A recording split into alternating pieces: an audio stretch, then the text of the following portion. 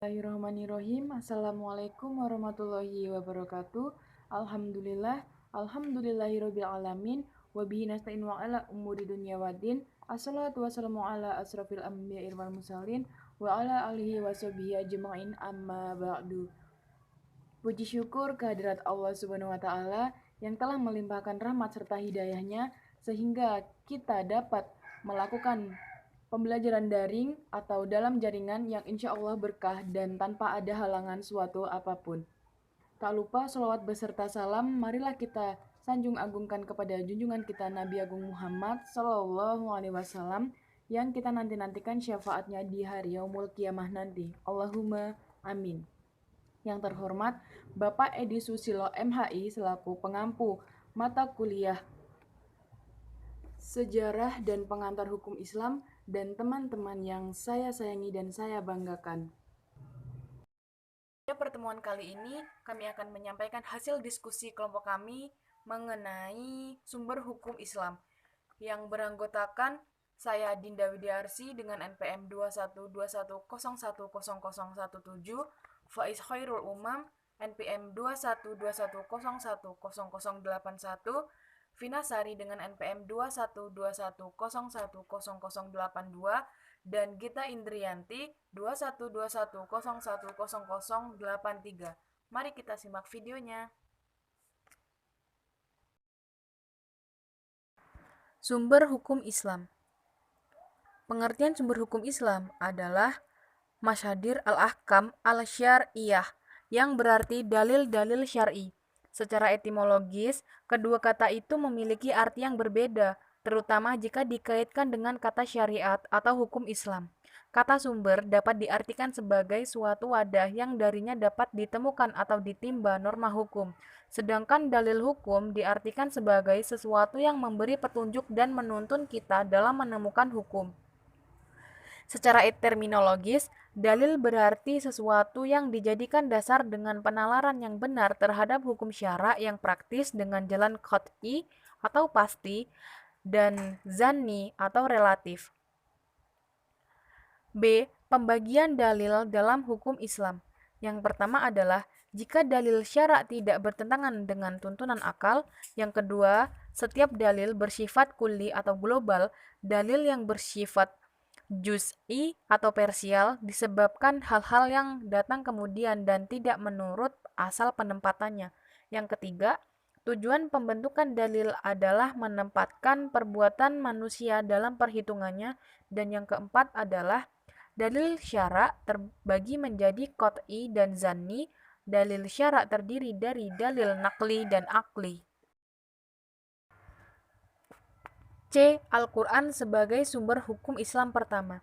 Pengertian Al-Quran. Secara etimologis, Al-Quran berasal dari bahasa Arab, yaitu isim masdar yang berarti bacaan. Sedangkan secara terminologis, Al-Quran berarti kalam Allah yang diturunkan kepada Nabi Muhammad SAW melalui malaikat Jibril dengan menggunakan bahasa Arab sebagai hujjah atas kerasulan Nabi Muhammad dan sebagai pedoman hidup bagi manusia serta sebagai media dalam mendekatkan diri kepada Allah Subhanahu wa taala dengan membacanya.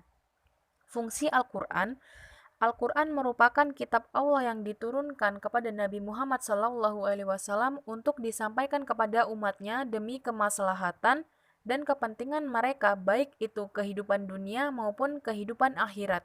Dengan demikian, Al-Quran tidak saja digunakan dan dinikmati oleh Nabi Muhammad sendiri, tetapi Al-Quran dapat digunakan dan dapat dijadikan pedoman oleh seluruh umat manusia, terutama oleh umat muslim.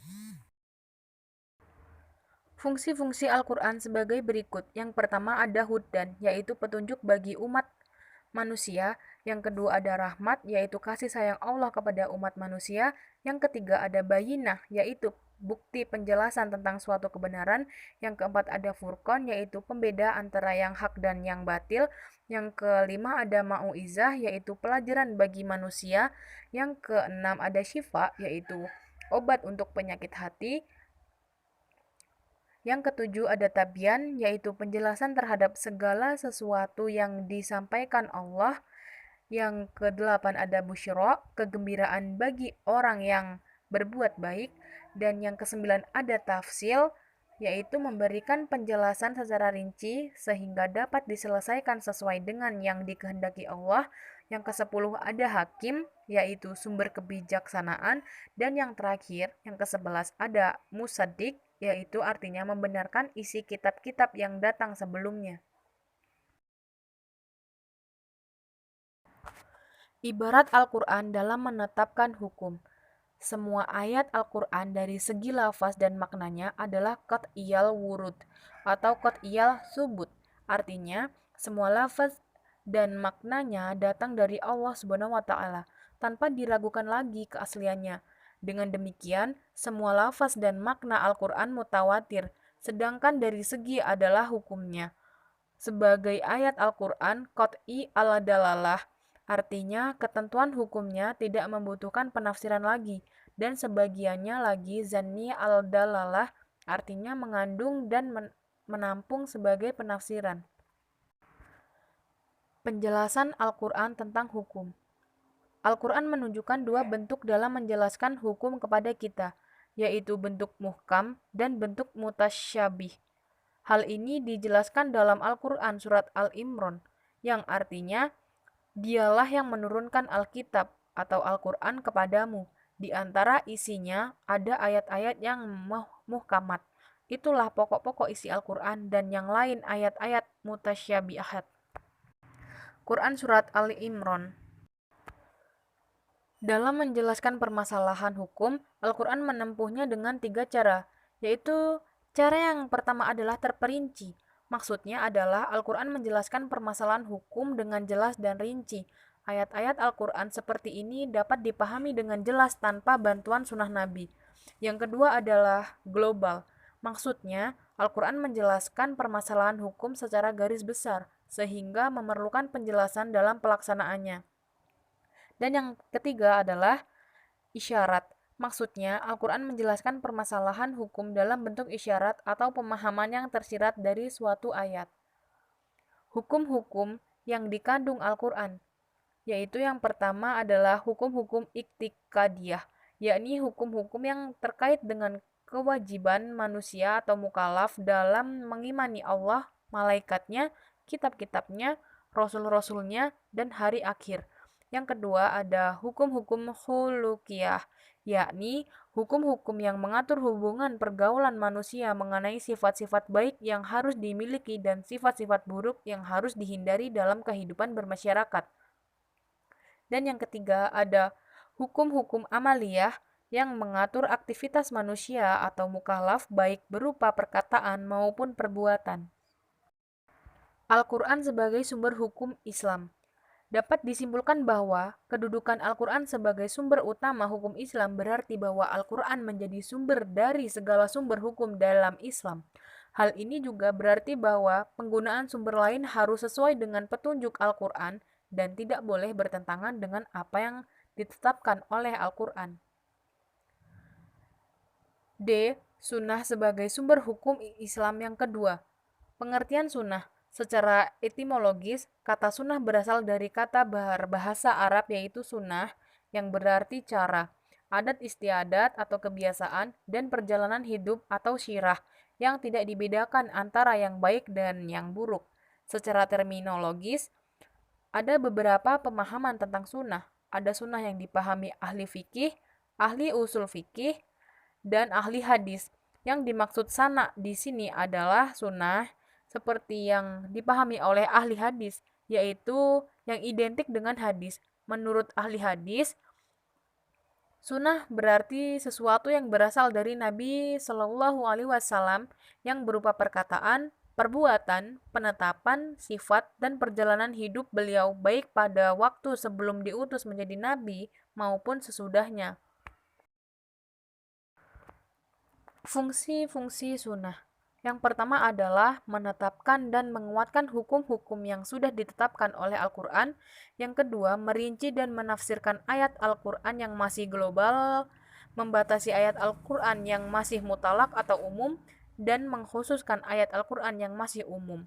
Dan yang ketiga, ada menetapkan hukum yang belum ditetapkan oleh Al-Quran.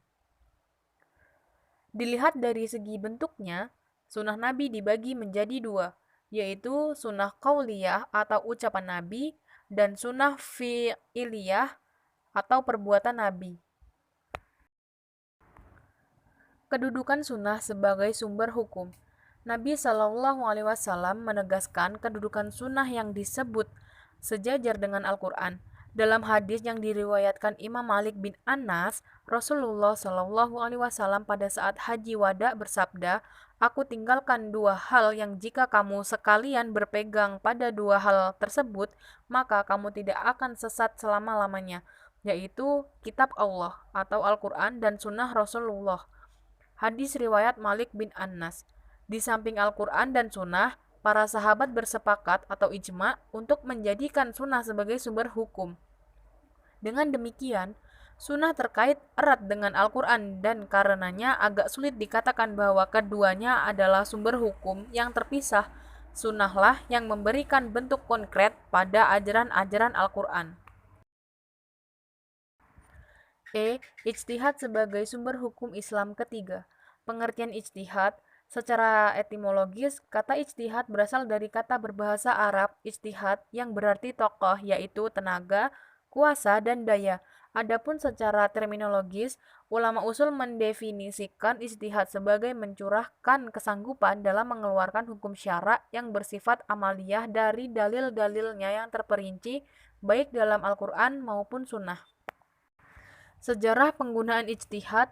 Kata ijtihad pada periode awal menurut Ahmad Hasan dipergunakan dalam pengertian yang lebih sempit dan lebih khusus daripada yang digunakan pada masa Al-Syafi'i pada masa dan masa sesudahnya.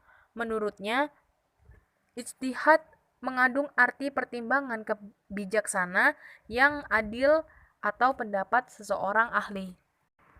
Persyaratan melakukan ijtihad. Yang pertama adalah syarat umum yang harus dimiliki seseorang mujtahid adalah balik dan berakal. Dan yang kedua, syarat khusus adalah memiliki keimanan yang utuh, yakni iman kepada Allah dan hukum-hukum yang ditetapkannya dalam Al-Quran serta iman kepada Nabi yang bertugas sebagai penyampai dan penjelas hukum-hukum Allah kepada manusia. Metode-metode ijtihad. Yang pertama ada ijma, yang kedua ada qiyas, dan yang ketiga ada istissan, yang keempat ada masalahah mursalah, yang kelima ada istisab, yang keenam ada uruf, yang ketujuh ada mazhab sahabi, yang kedelapan ada syar'u man qablana, dan yang terakhir ada saddu al-azari'ah. Pertentangan antar dalil dalam hukum Islam. Setiap dalil hukum menghendaki adanya hukum yang berlaku terhadap sesuatu yang dikenal hukum. Jadi, pertentangan antar dalil yaitu saling berlawannya dua dalil hukum yang salah satu diantaranya menafikan hukum yang ditunjuk oleh dalil lainnya.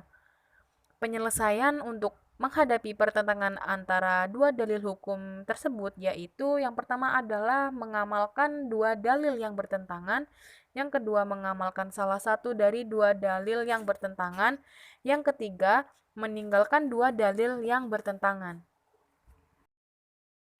Demikianlah penyampaian materi mengenai sumber hukum Islam.